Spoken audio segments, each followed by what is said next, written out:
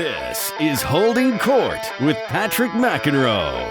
I want to start sort of at the beginning for you, Jim, because as I said, you were at the forefront of this.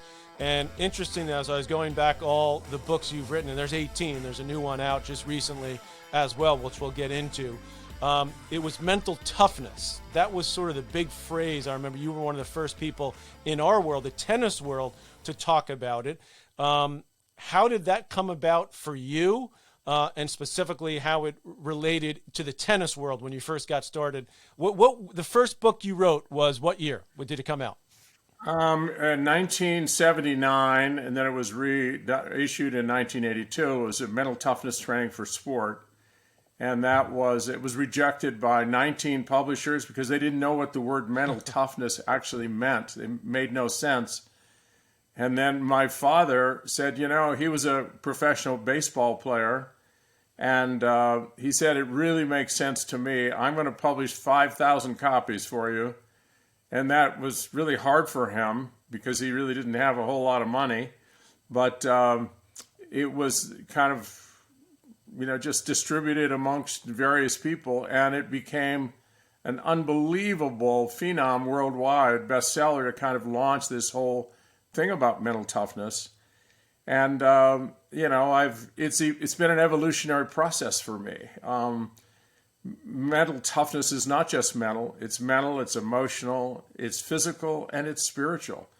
And the whole issue of health is the centerpiece of the whole thing. The healthier you are as a person in all dimensions, the better competitor you will be. So I didn't have it 100% right in the beginning. I just did the best I could. But we have a much better understanding of the things that actually make a difference in the lives of people as they grow older. And my biggest issue is let's make the tennis experience not just about winning, but about winning with character, winning in a way that actually helps you and all those around you be better, stronger human beings. And mental health is the centerpiece of that whole dynamic. So your dad was a baseball player. What sports did you play growing up, Jim? Oh, I played 9 years of baseball. He was my coach. And he was, he got hurt in training camp and he couldn't pitch anymore. But he had a son who could pitch. And so every single day I would throw 1,000,000 balls. They didn't know at that time that you're not supposed to throw that many. I could throw sliders and curveballs and knuckleballs as an 11-year-old. Wow. But I was pitching at the age of 14, and I just threw my arm out. I've never been able to throw a ball since. Wow. And now we know they count the number of pitches right. that you play. So I was also a pretty good basketball player. And my father was also a tennis player. My mom was. And so I was able to play tennis and play basketball, but tennis is the sport that captured me in a way that nothing else has.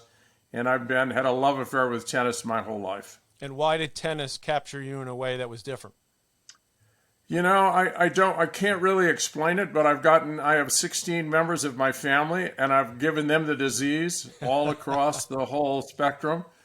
And they're all addicts. My youngest son played professional tennis, Jeff, and it has been a crowning force in his life. And all of my sons I have 7 grandkids, and they all play tennis. And I've gotten a couple of the wives, my daughter-in-laws, who didn't play. They would go to all these events, and they never played. And so we got them involved at a 2.5 level, right? And they are now so addicted to tennis, it's the most unbelievable thing. They're starting a kind of a national movement called Serving Tennis Women. The whole idea is to get people started in tennis because it's done such remarkable things for her and connected to her family, and it's something I'm very excited about. So she's her husband, she's lost weight. She's on fire. She's excited. She plays in all these leagues. Right. It's crazy, but it's so good for her family. And so we have tennis vacations. Now everyone can play. We just came back from Palm Springs, and everyone plays tennis. We have a draw that everyone plays, and they're all quite good. And it's quite remarkable how once you get something started like that, it is a multi-generational sport, very low risk of injury, and it's just so good for people to be involved in some kind of physical activity like that for a lifetime. You know, the USTA's mission, right, Dr. Loehr, to promote and grow the game of tennis. Maybe they should hire you. Exactly. I know you've done a lot for them over the years, of course, with your mental health training, but that's remarkable. So when your first book comes out, I'm going to say you were like early 20s, mid 20s at that point. What was the? Yes, I was involved in tennis, but it was the early years. Yeah. So the early years, and what prompted you to write about mental toughness?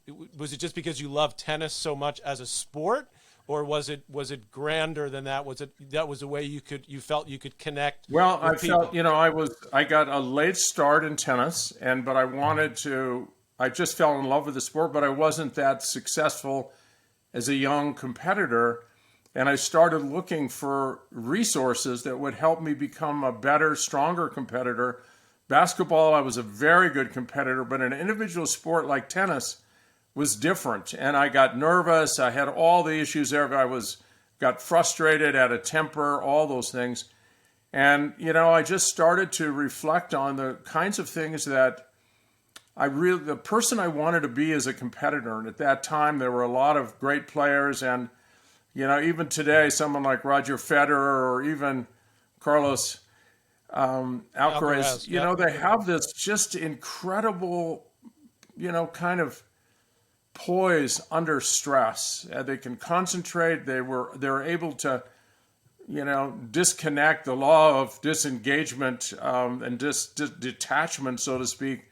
It's remarkable. And everywhere I go, I try to, talk about that, because we really want to train the body to be able to deal with stress in a dynamic way, to give your very best and to let it go, because if you don't let it go, you carry it into the next point.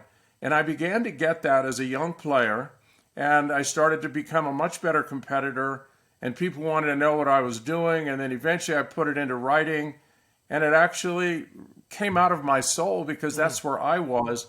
The pain and kind of suffering that an athlete feels when they're not reaching their potential, and it kind of connected to, and I did this research on what I call the ideal performance state. When you're performing at your best, what are you really feeling? And we built a kind of a step-by-step program to try to get to that ideal place. And it really, for me, was the foundation of what I came to understand with competitive strength. Holding Court is powered by Mudhouse Media.